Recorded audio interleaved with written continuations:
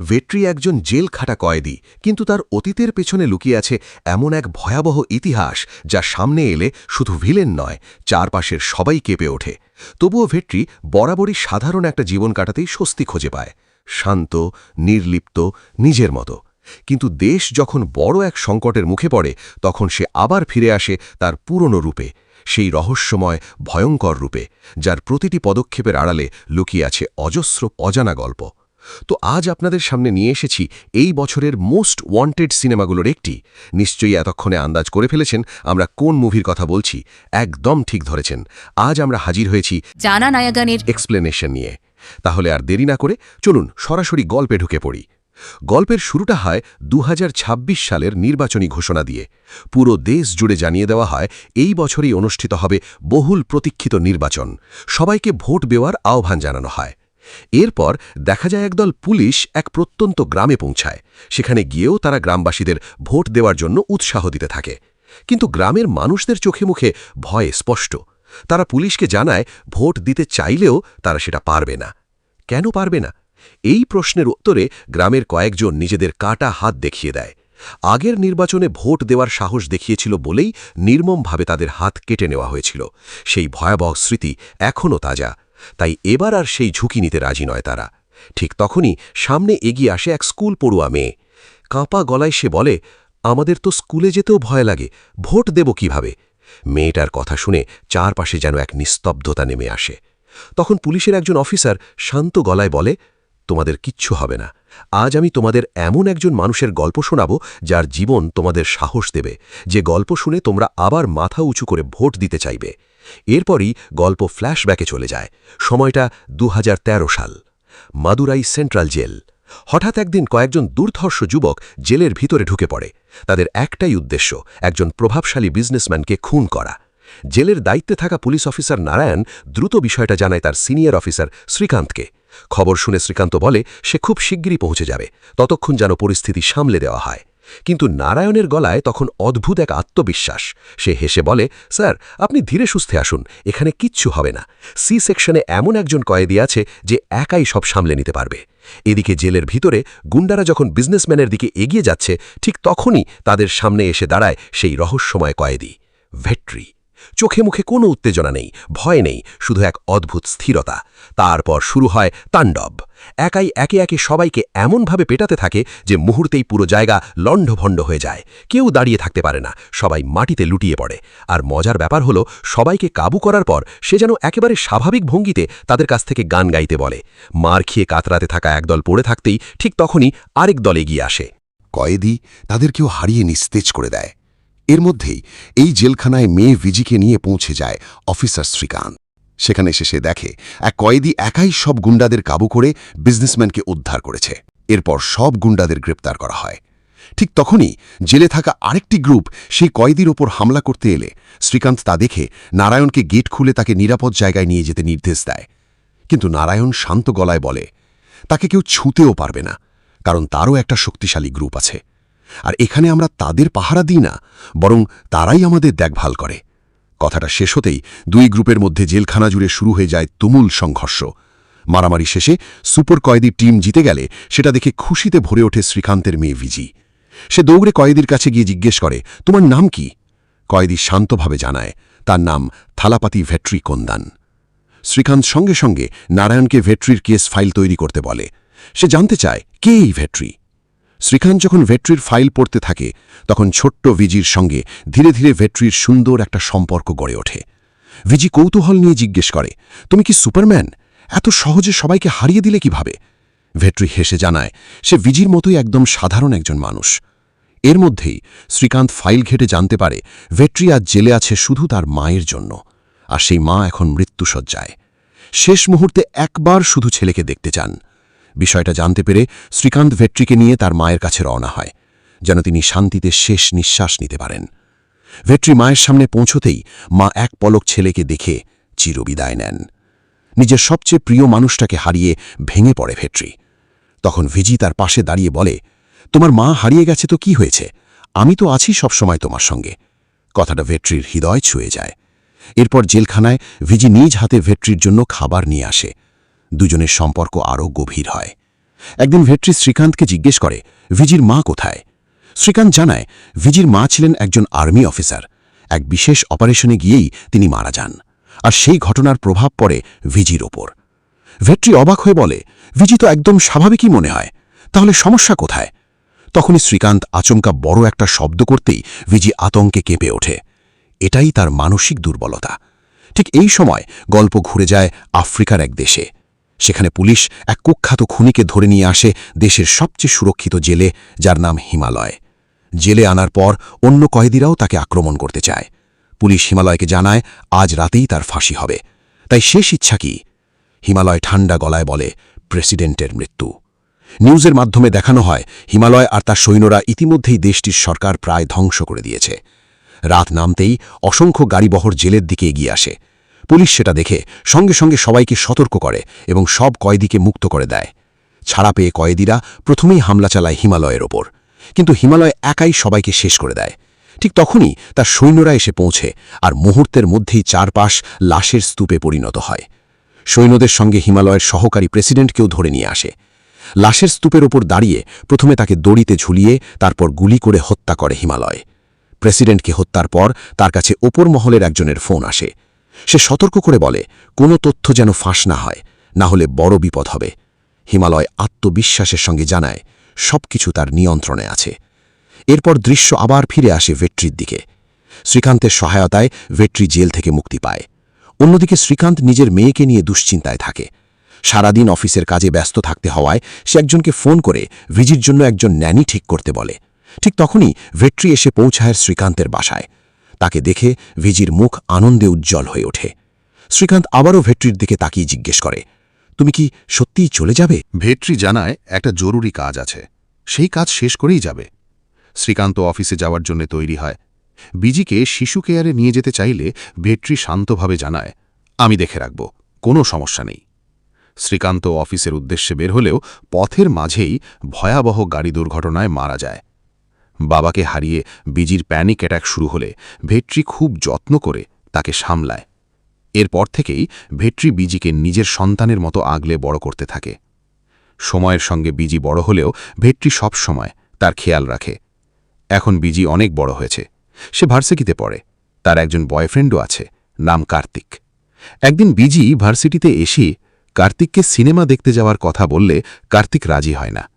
তাই বিজি বান্ধবীকে সঙ্গে নিয়ে স্কুটি চালিয়ে রওনা দেয়।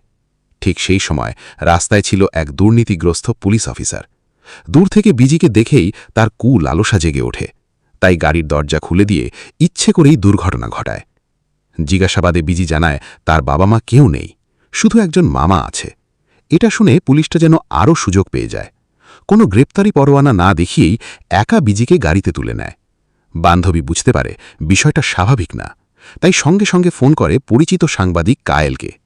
কায়েল খোঁজ নিয়ে জানতে পারে বিজিকে কেউ গ্রেপ্তার করেনি, আর যে পুলিশের কাছে সে আছে সেই লোকটার রেকর্ডও ভালো নয়।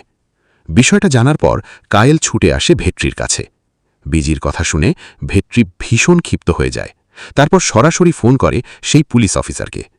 ফোনে শুধু বলে, আমি একজনের নাম বলবো, তুই শুধু তার কাছ থেকে আমার সম্পর্কে জেনে নিবি, আমি আর একটা কথাও বলবো না।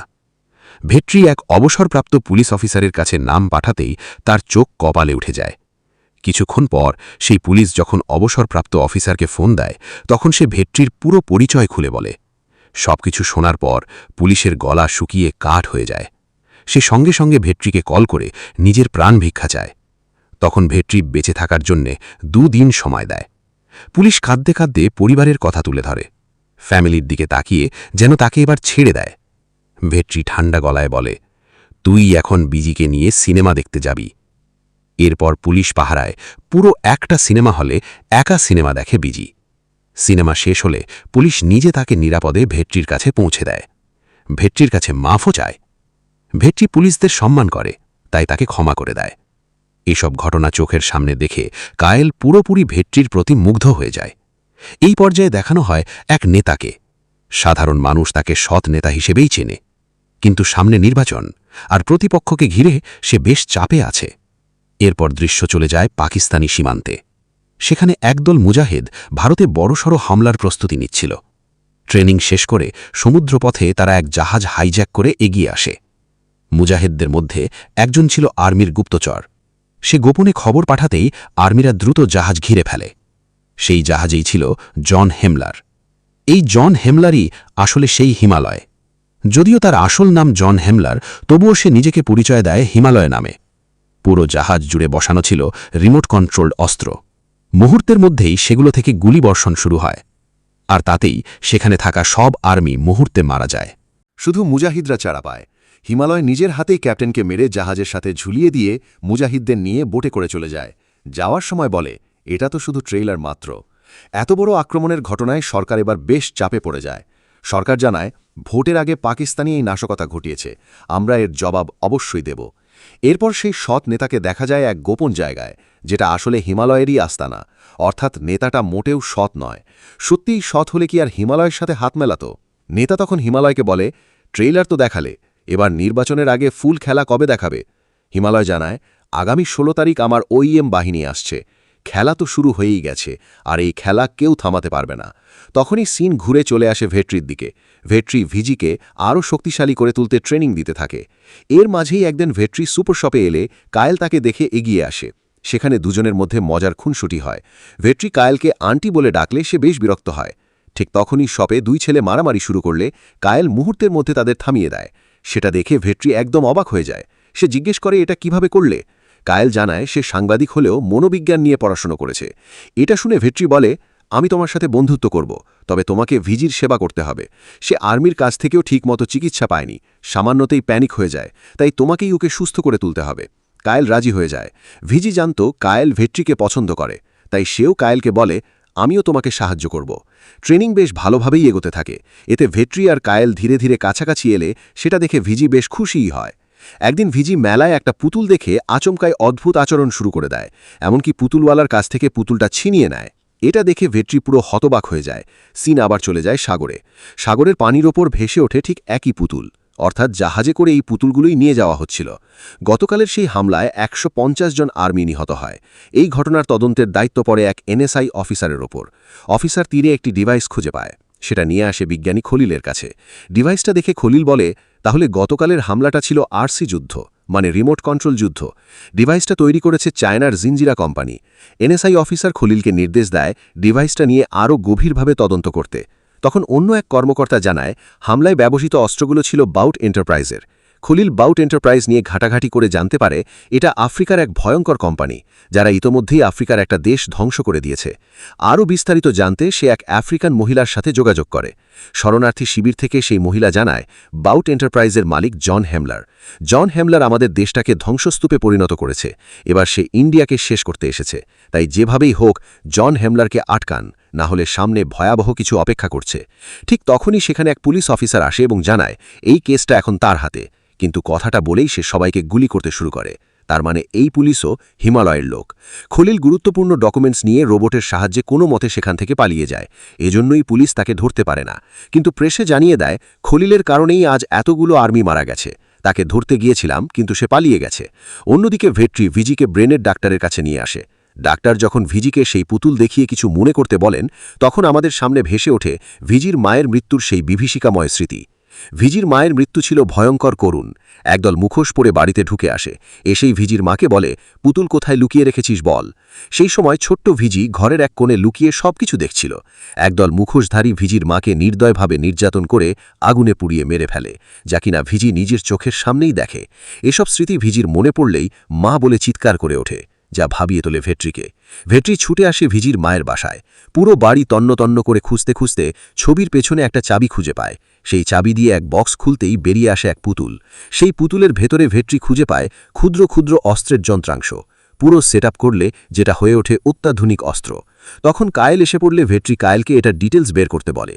যেহেতু কায়েল সাংবাদিক ছিল, তাই তথ্য সংগ্রহ করতে তার কোনো বেগ পোহাতে হয় না। গত 15 বছর ধরে আফ্রিকান কোম্পানি জেস্টয় প্রায় 50 লাখ এই একই পুতুল ইন্ডিয়ায় ইম্পোর্ট করেছে। এসব ভেট্রিকে জানিয়ে কায়েল ভীষণ প্যানিকের মধ্যে পড়ে যায়। সবগুলো পুতুল যদি অস্ত্র পাচারের হয়, তাহলে ইন্ডিয়ার অবস্থা তো ভয়াবহ। ভেট্রি চিন্তা করতে নিষেধ করে, জানায় সব কিছুর মাথা তো একজনই, তাকে এবার উপড়ে ফেলব। এই পর্যায়ে দেখা যায় পুতুল থেকে একদল লোক অস্ত্রগুলো বের করে সেট করছে। অন্যদিকে ভেট্রি কায়েলকে বের করতে বলে প্রতিটি রাজ্যে কারা এই পুতুলগুলো ইম্পোর্ট করছে। কায়েল যাদের নাম উল্লেখ করে তাদের ভেট্রি 15 বছর আগেই চিনত। সেই সময় তারা বিভিন্ন অবৈধ কর্মকাণ্ডে জড়িত ছিল, কিন্তু এখন কেউ বড় রাজনীতিবিদ তো কেউ বড় ব্যবসায়ী।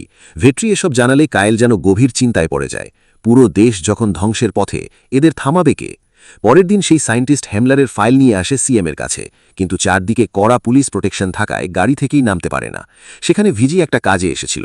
ভিজি ফোনে তার বয়ফ্রেন্ডকে বলে ফ্যামিলি নিয়ে আগামীকাল তার বাসায় যেন আসে। সেই সময় সায়েন্টিস্ট নিজের পঙ্গুত্ব দেখিয়ে ফাইলটা ভিজির হাতে তুলে দেয়, এরপর দিতে বলে সিএমের কাছে। ভিজি তখন ফাইলটাতে কি আছে সেটা না দেখেই কোনো মতে সিএমের হাতে পৌঁছে দেয়। একটু পরেই সেই ফাইল যায় হেমলার তথা হিমালয়ের কাছে। হিমালয়ের সঙ্গে সঙ্গে মেরে ফেলতে বলে মেয়েটিকে, অর্থাৎ ভিজিকে। পরের দিন ভিজির বয়ফ্রেন্ড কার্তিক তার পরিবারকে নিয়ে আসে ভেট্রির কাছে। কার্তিকের বাবা তখন অনেক বড় অঙ্কের যৌতুক দাবি করে। এটা শুনে ভেট্রি ধৈর্য হারিয়ে রেগে যায় এবং তাদের বাড়ি থেকে বের করে দেয়। ভিজি কার্তিককে থামানোর চেষ্টা করলে কার্তিক ঠান্ডা গলায় বলে, এমন অপমানের পর এখানে আর থাকা সম্ভব নয়। যদি সত্যিই আমাদের সম্পর্কটা বাঁচাতে চাও তাহলে তোমার আঙ্কেলকে এখান থেকে সরিয়ে দাও। সবাই চলে যাওয়ার পর ভিজি ভেঙে পড়ে চুপচাপ বসে থাকলে ভেট্রি তার কাছে এসে বলে, ওরা তোমার জন্য একদমই ঠিক মানুষ নয়। তার চেয়ে তুমি সেনাবাহিনীতে যোগ দেওয়ার স্বপ্নটার দিকেই মন দাও। তখন ভিজি কষ্টভরা কণ্ঠে জানায়, আমার ফিয়ার ফোবিয়া আছে, আমি কখনো সেনাবাহিনীতে যাওয়ার যোগ্য নই।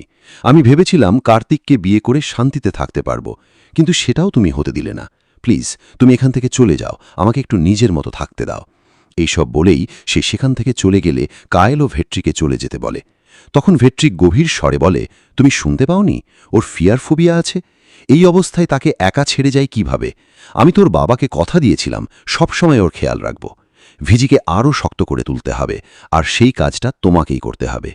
এরপর থেকে ভিজি ইচ্ছে করেই ভেট্রিকে এড়িয়ে চলতে থাকে, যা ভেট্রিকে ভীষণ কষ্ট দেয়। এর মাঝেই এক রাতে একদল গুন্ডা আসে ভিজিকে শেষ করে দিতে, কিন্তু তাদের প্রধান বাইরে দাঁড়িয়ে থাকা ভেট্রিকে দেখেই আতঙ্কে ফিরে যায় আস্তানায়। তারপর নিজের লোকদের বলে, বাইরে যাকে দেখেছ তার সামনে যাওয়া মানে নিজের হাতে মৃত্যু ডেকে আনা। লোকটা কোনো সাধারণ মানুষ নয়। একবার আমরা একটা গ্রামে খনিজ সম্পদ লুট করতে গিয়ে পুরো গ্রাম আগুনে পুড়িয়ে দিচ্ছিলাম, ঠিক তখনই সে মৃত্যুদূতের মতো হাজির হয়েছিল। তাই যতক্ষণ ওই লোকটা মেয়েটার পাশে আছে ততক্ষণ আমরা ওর গায়ে আঁচড় পর্যন্ত কাটতে পারবো না। তারপর নির্জন এক জায়গায় নিয়ে গিয়ে বন্ধুটি ভিজিকে মোটরসাইকেল থেকে ফেলে দেয়। এরপর গুন্ডারা এসে তাকে নির্মমভাবে মারধর করে ভিজিকে ধরে ফেলে। তারপর নির্যাতন চালিয়ে জিজ্ঞেস করতে থাকে, বল সায়েন্টিস্ট কোথায়? ভিজি কাঁপা গলায় জানায়, আমি কোনো সায়েন্টিস্টকে চিনি না।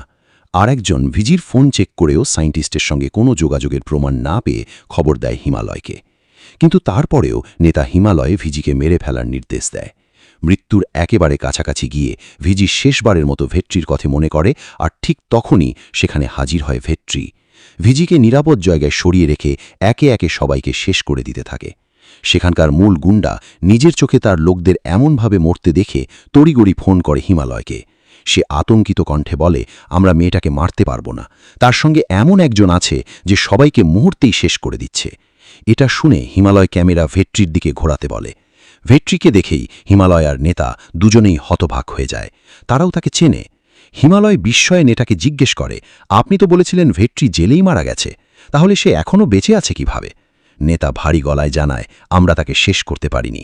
হাই অথরিটি থেকে তাকে বিশেষ সুরক্ষা দেওয়া হয়েছিল। ঠিক তখনই হিমালয়ের একদল সৈন্য এসে ভেট্রি আর ভিজিকে ঘিরে ফেলে। হিমালয় ঠান্ডা হাসি দিয়ে বলে, অনেক খেয়াল দেখিয়েছিস, এবার তোর শেষ সময়। আর জানতে চাইছিস আমি কে? আমাকে তুই খুব ভালো করেই চিনিস, কারণ এক সময় তুই নিজ হাতে আমাকে গুলি করে মেরেছিলি। আমি হচ্ছি সেই পুলিশ কমিশনার অমরিশ পূজারি। এটা বলেই ভিডিও কল অন করে নিজের মুখ দেখায়। ভেট্রি তখন একটাও কথা না বলে নিজের খেলা দেখানো শুরু করে। একে একে তার সব লোকজনকে শেষ করে দেয়, আর সেটা হিমালয় ওরফে হেমলার ওরফে অমরিশ নিজের চোখের সামনেই দেখে। সবাইকে শেষ করার পর হিমালয়কে মেরে ফেলার চ্যালেঞ্জ ছুড়ে দেয় ভেট্রি। হিমালয় তখন ঠান্ডা গলায় বলে, আমি এখন আর অমরিশ পূজারি নই, আমি এখন জন হেমলার। তুই আর কাউকে বাঁচাতে এসিস না, একেবারে শেষ করে দেব। ভেট্রিও জবাব দেয়, আমি আসছি। এতদিন পর ভেট্রিকে দেখে হিমালয়ের চোখে ভেসে ওঠে পুরনো স্মৃতি। সিন তখন ফিরে যায় 2005 সালে। একটা ওষুধ খেয়ে বহু মানুষ মারা গেলে বিচারের দাবিতে স্বজনরা লাশ নিয়ে আন্দোলনে নামে। উপরের নির্দেশে সেই আন্দোলনেও পুলিশ গুলি চালায়, আর মুহূর্তেই অনেক নিরীহ মানুষের প্রাণ ঝরে যায়। সেই লাশের স্তূপ থেকে স্বজনহারা এক মহিলা থানার সামনে এসে আবার আন্দোলন শুরু করলে পুরো ঘটনাটা ভীষণ সংবেদনশীল হয়ে ওঠে। কালেক্টর আর পুলিশ কমিশনার অমরিশ পূজারীকে নিয়ে একটা বিশেষ টিম গঠন করা হয়। দুজন আবার কয়েকজনকে নিয়ে মিটিংয়ে বসলে সেখানে এক পুলিশ, যাকে আমরা আগে সায়েন্টিস্টের উপর হামলা করতে দেখেছিলাম, সে বলে এই হত্যাযজ্ঞের পেছনে হাত রয়েছে রোজার রাঙ্গাস্বামীর। অমরিশ তখন ওই পুলিশের কাছ থেকে রাঙ্গাস্বামী সম্পর্কে আরও জানতে চাইলে সে বলে রাঙ্গাস্বামী একজন ভীষণ প্রভাবশালী রাজনীতিবিদ, যত অবৈধ কাজকর্ম সব তার হাত দিয়ে চলে, ধরাছোঁয়ার একেবারে বাইরে। ঠিক তখনই রাঙ্গাস্বামী ফোন করে অমরিশকে। এই রাঙ্গাস্বামী আর কেউ নয়, সেই নেতা। ফোনে বলে, আমার ফাইল ওপেন করার কথা ভাবছ? ক্লোজই রাখা ভালো, না হলে বিপদে পড়বে। কিন্তু অমরিশ সোজা হুমকি দেয়, আজই বাড়ি থেকে তুলে আনব। অমরিশ তার ফোর্স নিয়ে চলে আসে রাঙ্গাস্বামীর বাড়িতে, কিন্তু এসে কিছুই করতে পারে না। অলরেডি কালেক্টরকে বন্দি করে নিয়ে এসছে রাঙ্গাস্বামীর লোকজন। রাঙ্গাস্বামী তখন অমরিশকে চরম অপমান করে। অবস্থা এতটাই করুণ হয় যে বাইরে বেরোবার পথও খুঁজে পায় না সে, কারণ বাইরে লাখো রাঙ্গাস্বামীর লোক জড়ো হয়ে গেছে। সবার সামনে অমরিশকে উপহাস করা হয়, তার শরীর থেকে পুলিশ ড্রেস খুলে নেওয়া হয়। শুধু অমরিশ নয়, তার সহকারীরও একই পরিণতি হয়। এরপর রাঙ্গাস্বামী বলে, যদি আমার বিরুদ্ধে যাও তাহলে সবসময় এমনটাই হবে, আর যদি আমার সঙ্গে কাজ করো তাহলে আমরা ভাই ভাই। অমরিশ একটাও কথা না বলে সেই অপমান নিয়েই থানায় ফিরে আসে। সেখানে এসে অন্য পুলিশদের দেখে তার মনে হয় হয়তো তারাও তাকে নিয়ে হাসাহাসি করছে, তাই চুপচাপ নিজের রুমে গিয়ে দরজা বন্ধ করে দেয়। ন্যায় বিচারের দাবিতে মহিলাটি অনশন চালিয়ে যেতে থাকলে রাঙ্গাস্বামীর লোকেরা তার স্কুল পড়া মেয়েকে নির্মমভাবে নির্যাতন করে আর রক্তমাখা কাপড়গুলো ছুঁড়ে ফেলে যায় তার সামনে। মহিলাটি সেই রক্তমাখা কাপড়কেই পতাকা বানিয়ে ওড়ায়। ন্যায় বিচার নিয়ে নিউজ মিডিয়ায় ব্যাপক তোলপাড় শুরু হলে সরকার রাঙ্গাস্বামীকে আত্মসমর্পণ করতে বলে, কিন্তু রাঙ্গাস্বামী জানায় ব্যাপারটা সে সামলে নেবে, কোনো সমস্যা নেই।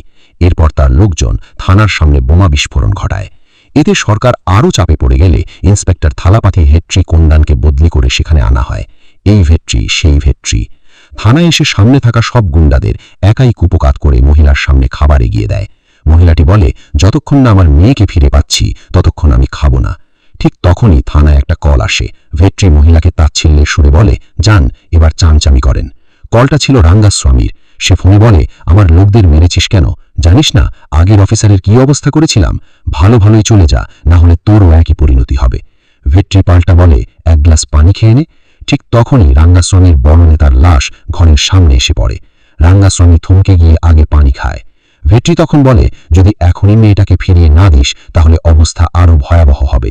রাঙ্গাস্বামী তার লোকদের নির্দেশ দেয় মেয়েটাকে ফিরিয়ে দিতে, কিন্তু তারা মেয়েটাকে উলঙ্গ অবস্থায় গাড়ি থেকে ছুঁড়ে ফেলে দেয়।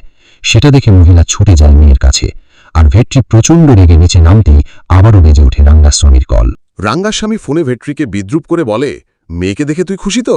এবার আমার বাড়িতে তোরা দুজন দাওয়াত খেতে আয়, তা না হলে মেয়ের মতো মায়ের পরিণতিও কিন্তু একই হবে। ভেট্রি রাঙ্গাস্বামীর বাড়িতে যেতে রাজি হয়, রাঙ্গাস্বামীকে উচিত শিক্ষা দেওয়ার জন্য। রাঙ্গাস্বামী তার লোকজনকে বাড়ির সামনে একত্রিত করে রাখে। ভেট্রি মহিলাকে নিয়ে রাঙ্গাস্বামীর সামনে। রাঙ্গাস্বামী খাবার টেবিলে মহিলাকে চড় মেরে অপমান করতে শুরু করলে পাশের ছেলেরা অট্টহাসিতে ফেটে পড়ে। এক পর্যায়ে সহ্য করতে না পেরে মহিলা রাঙ্গাস্বামীর কাছের একজনকে ছুরিকাঘাত করে মেরে ফেলে। এতে রাঙ্গাস্বামী প্রচণ্ড রেগে গেলে মহিলা ক্ষোভে রাঙ্গাস্বামীকেই চড় মারে। এই ঘটনার নিচে পৌঁছে যেতেই রাঙ্গাস্বামীর শত শত অনুসারী হামলা করতে ছুটে আসে, কিন্তু পরিস্থিতি খুব দ্রুতই ভেট্রির নিয়ন্ত্রণে চলে যায়, কারণ ভেট্রি আগে থেকেই পরিকল্পনা করে তার লোকদের ছদ্মবেশে সেখানে পাঠিয়েছিল। ফলে রাঙ্গাস্বামীর লোকজন কোণঠাসা হয়ে পড়ে। ভেট্রি রাঙ্গাস্বামীকে বেল্ট দিয়ে পিটিয়ে উলঙ্গ অবস্থায় সবার সামনে থানায় নিয়ে আসে।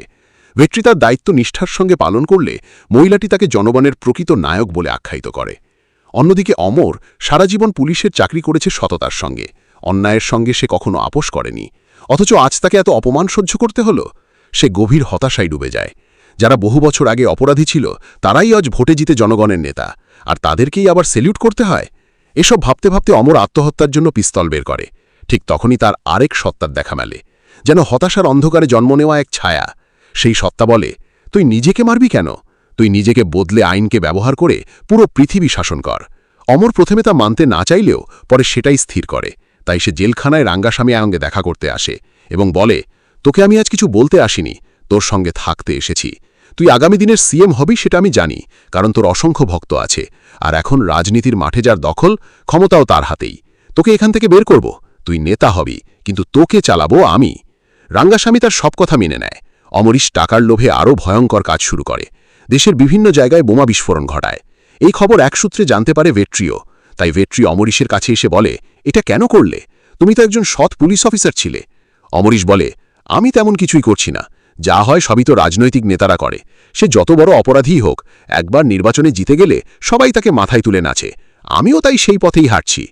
ভেট্রি যখন অমরিশের এসব কাছে বাধা দেওয়ার কথা জানায়, অমরিশ সঙ্গে সঙ্গে তাকে লক্ষ্য করে গুলি চালায়। ভেট্রি তখন তার হাত থেকে পিস্তল কেড়ে নিয়ে অমরিশের বুকেই গুলি করে। অনেক পুলিশ এসে ভেট্রিকে ধরে ফেলে।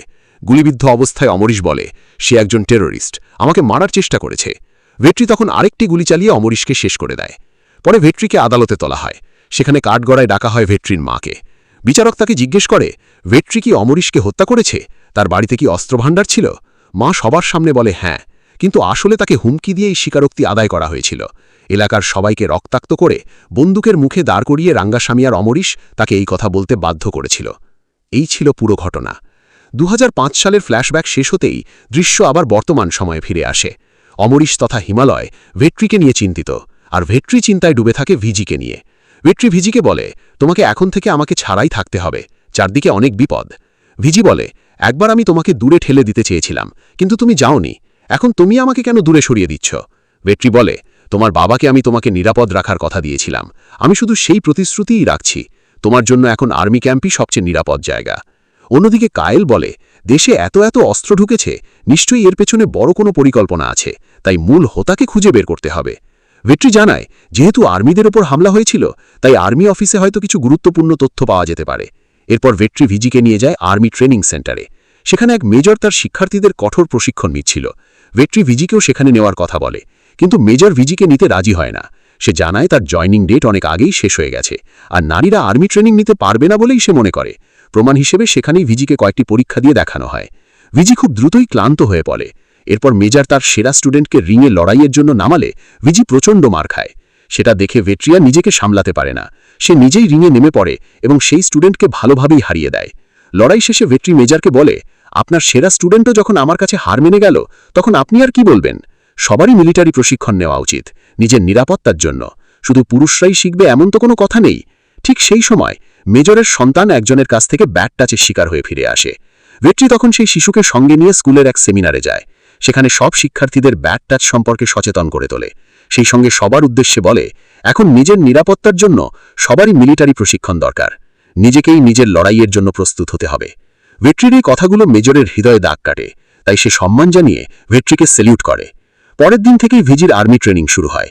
অন্যদিকে কায়েল তথ্য খুঁজতে গিয়ে সেদিনের হামলার সময় এক আর্মির হাতে ওএম লেখা দেখতে পায়, কিন্তু এই লেখার অর্থ সে কিছুতেই বুঝতে পারে না। এদিকে ট্রেনিং চলাকালীন একদিন সেখানে আসে কার্তিক। তাকে দেখে ভিজি খুব খুশি হয়। কার্তিক ভিজিকে বলে, আমার একটা ভালো চাকরি হয়েছে, তুমি আমার সঙ্গে চলো। এসব আর্মি ট্রেনিং নিয়ে কোনো লাভ নেই, লোকটা তোমাকে আবার ফাঁসানোর চেষ্টা করছে। তখন ভিজি দৃঢ়ভাবে বলে, না, ভেট্রি আঙ্কেল আমাকে ফাঁসাচ্ছে না। ছোটবেলা থেকে নিজের সবকিছু ত্যাগ করে তিনি আমাকে আগলে রেখেছেন, নিজের জীবন বাজি রেখে আমাকে রক্ষা করেছেন। তিনি আমাকে কখনো ফাঁসাননি, বরং আমাকে একটা নতুন জীবন দিয়েছেন। তিনি শুধু আমার সবচেয়ে ভালো বন্ধু নন, আমার ভরসার মানুষও। তাকে ছেড়ে আমি কোথাও যাব না। আড়াল থেকে এসব কথা শুনে ভীষণ ইমোশনাল হয়ে পড়ে ভেট্রিক। সেই আবেগের প্রকাশ সে কায়েলের সামনে করতেই কায়েল তাকে শান্ত করে সান্ত্বনা দেয়। অন্যদিকে হেমলার রাঙ্গাকে পাঠিয়ে দেয় ভেট্রির গ্রামে। স্পষ্ট নির্দেশ, সেখানে গিয়ে যেন ভেট্রিকে শেষ করে আসে। রাঙ্গাস্বামী তার সৈন্যদল নিয়ে গ্রামে পৌঁছলে চারপাশ ফাঁকা দেখতে পায়। শুধু দেখতে পায় এক বৃদ্ধা মহিলা মন্দিরে নীরবে পূজা করছেন। তাকে ভয়ঙ্করভাবে নির্যাতন করা হলেও মহিলা শান্ত গলায় শুধু বলেন, সে আসছে। কিছুক্ষণ পরেই হঠাৎ ভেট্রি তার দল নিয়ে ঝড়ের বেগে আক্রমণ চালায় রাঙ্গাস্বামী আর তার সৈন্যদের ওপর। তীব্র লড়াইয়ের শেষে রাঙ্গাস্বামীর দল পরাজিত হয় আর ভেট্রি তাকে বন্দী করে ফেলে। এই বন্দী হবার খবর দ্রুত পৌঁছে যায় হেমলারের বসের কাছেও। ফোনে সে হেমলারকে স্পষ্ট জানিয়ে দেয়, রাঙ্গাস্বামীকে যে কোনোভাবে উদ্ধার করতে হবে, কারণ ওম সম্পর্কে যদি সে মুখ খোলে তাহলে সব শেষ। হেমলার জবাব দেয়, সে ইতিমধ্যেই ওএম বাহিনী নিয়ে সব ব্যবস্থা করছে। এদিকে ভেট্রি রাঙ্গাস্বামীর চোখের সামনে তার লোকদের চাবুক মারতে থাকলে রাঙ্গাস্বামী অবশেষে মুখ খোলে। সে জানায়, ভেট্রিকে জেলে পাঠানোর পুরো পরিকল্পনাটা হেমলারের নিজের ছিল, এমনকি এজন্য তার মাকেও জিম্মি করা হয়েছিল। এরপর হেমলার নদীপথে আফ্রিকায় পাড়ি জমায়। সেখানে গড়ে তোলে সোয়ানা কোম্পানি, একটি আর্মস ডিলিং নেটওয়ার্ক। আফ্রিকায় অস্ত্র ব্যবসার মাধ্যমে সে গৃহযুদ্ধ ছড়িয়ে পুরো দেশটাকে ধ্বংসস্তূপে পরিণত করে। আর এখন তার পরবর্তী লক্ষ্য ভারত।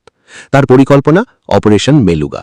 তামিলনাড়ুতে সাম্প্রদায়িক দাঙ্গা লাগিয়ে পুরো স্টেটকে ধ্বংস করে দেওয়া। এরপর নতুন নাম হবে মেলুগা। এটাই এই অপারেশনের মূল উদ্দেশ্য। অপারেশন মেলুগার প্রথম ধাপে পুতুলের ভিতর লুকিয়ে আফ্রিকা থেকে ইতিমধ্যেই অস্ত্র এসে পৌঁছেছে। এখন শুধু মানুষের হাতে হাতে পৌঁছানোর অপেক্ষা। শুধু তাই নয়, সায়েন্টিস্ট কালিলও তাদের হাতে বন্দী, তাই এই অপারেশন থামানোর আর কোনো সুযোগ নেই। ভেট্রি এসব বিশ্বাস করতে চায় না। সে রাগে বলে, আফ্রিকা থেকে অস্ত্র আসছে, যাই হোক, আজই আমি এই খেলা শেষ করব।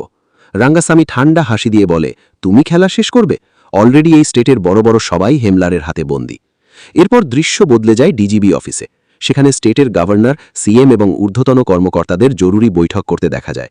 হঠাৎ মুখোশধারী স্টেট চিফ রাজলক্ষ্মীকে লাইভে হুমকি দেয়, এখনই পুরো স্টেটের সব রাস্তা বন্ধ করতে হবে, সব থানাও অচল রাখতে হবে, না হলে সবাইকে মেরে ফেলা হবে। রাজলক্ষ্মী সেই হুমকিতে মাথা নত না করে সরাসরি অপারেশনের নির্দেশ দেন। ডিফেন্সের বিশেষ বাহিনীকে রেস্কিউ মিশনের দায়িত্ব দেওয়া হয়।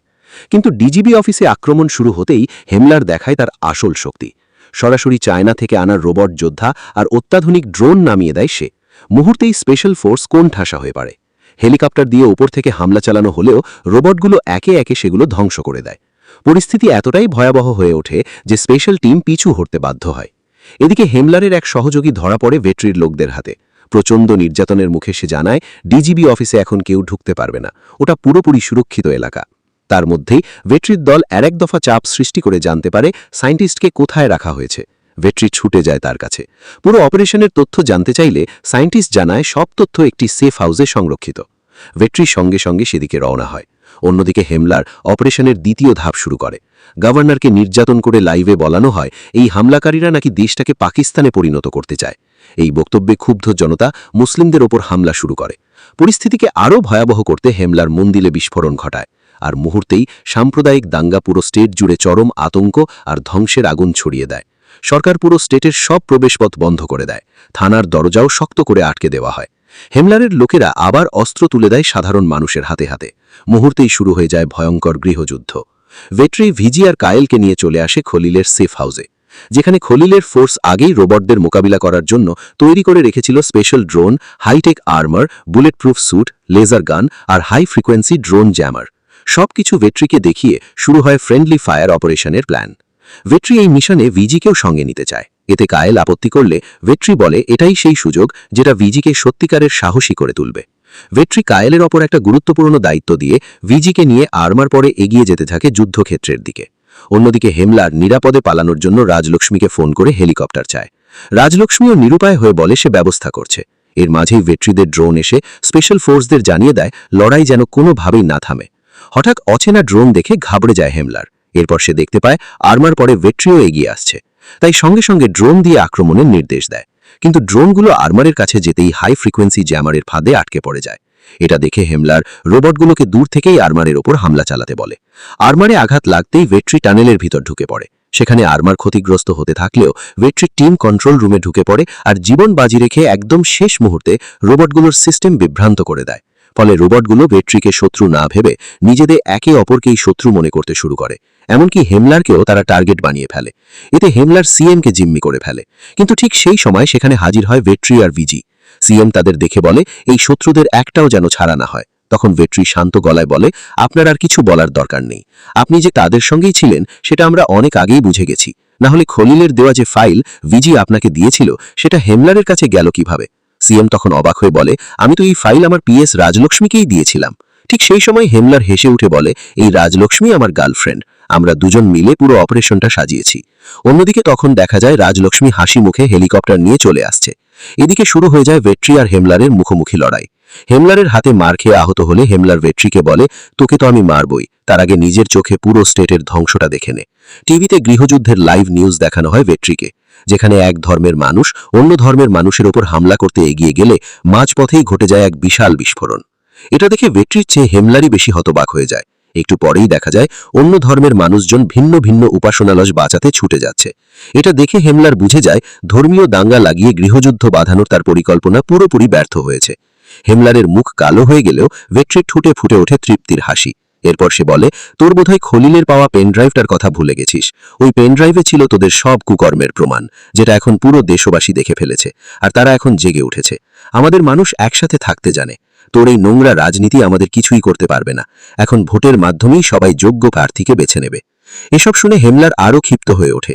সে মারতে থাকে ভেট্রিকে, আর ভেট্রিও ইচ্ছে করেই মার খেতে থাকে শুধু ভিজির ফিয়ার ফোবিয়া কাটিয়ে তাকে সাহসী করে তোলার জন্য। আর এতে সে সফলও হয়। ভিজি তার সব ভয় কাটিয়ে একেবারে আক্রমণাত্মক হয়ে ওঠে। সেটা বসে বসে তৃপ্তি নিয়ে দেখে ভেট্রি। তবে ভিজি যখন বিপদে পড়ে তখন ভেট্রি আর চুপ থাকে না, সেও লড়াইয়ে নেমে পড়ে আর দুজনে মিলে একের পর এক শত্রুকে শেষ করতে থাকে। অন্যদিকে রাজলক্ষ্মী এতক্ষণে বুঝে যায় হেমলার বিপদে পড়েছে, তাই সে হেলিকপ্টার নিয়ে ছাদে চলে আসে। হেমলার ছাদে উঠে হেলিকপ্টারে পালাতে চাইলে ভেট্রি রকেট লঞ্চার ছুড়ে পুরো হেলিকপ্টারটাই উড়িয়ে দেয়। নিজের গার্লফ্রেন্ডকে হারিয়ে ক্ষিপ্ত হেমলার ভেট্রিকে মারতে এগিয়ে এলে উল্টো ভেট্রির হাতেই মার খায়, আর শেষমেশ ভেট্রি গুলি করে হেমলারকে শেষ করে দিয়ে পুরো অধ্যায়টারই ইতি টানে। এরপর সে পতাকা ওড়ায়। এটাই ছিল ভেট্রির কাহিনী। এবার দৃশ্য চলে আসে মুভির একদম শুরুতে। পুলিশ গ্রামবাসীদের ভেট্রির কাহিনী শোনায় আর বলে, সে যদি অন্যায়ের বিরুদ্ধে দাঁড়াতে পারে তাহলে আপনারা কেন পারবেন না।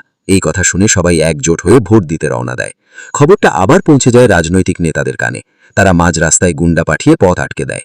কিন্তু গ্রামবাসীরা যখন ব্যাগ থেকে এক একটা ধারালো অস্ত্র বের করে তখন গুন্ডারা ভয়ে রাস্তা ছেড়ে দেয়। সবাই নির্বিঘ্নে ভোট দেয়। অন্যদিকে ভেট্রি আর ভিজিও ভোট দিয়ে বের হলে 3 সাংবাদিকের মুখোমুখি হয়। আর সেই 3 সাংবাদিক আর কেউ নয়, পরিচালক এটলি, নেলসন আর লোকেশ। তারা জিজ্ঞেস করে, দেশে কি সত্যিই পরিবর্তন আসছে? ভেট্রি জবাব দেয়, যদি সত্যি দেশকে বদলাতে চাই তাহলে আগে নিজেদের বদলাতে হবে, ভোট দিতে হবে যোগ্য প্রার্থীকে। আর এই শক্তিশালী সংলাপের মাধ্যমেই শেষ হয় মুভিটি। থালাপাতি বিজয়ের শেষ সিনেমা হিসেবে আমরা হয়তো আরও একটু ভালো কিছু আশা করেছিলাম। গল্পে যেন বিজয়ের রাজনৈতিক পদচারণাকেই বেশি গুরুত্ব দেওয়া হয়েছে। তবে একটা কথা বলতেই হয়, বিজয় তার চিরচেনা অভিনয় দিয়েই আবারও দারুণ ছাপ রেখে গেছে। মানে তার দিক থেকে কোনো কমতি ছিল না। আপনাদের কাছে মুভিটা কেমন লেগেছে অবশ্যই জানিয়ে দিন কমেন্ট বক্সে। এতক্ষণ বিডি মুভি এক্সপ্লেনের সঙ্গে থাকার জন্য অসংখ্য ধন্যবাদ।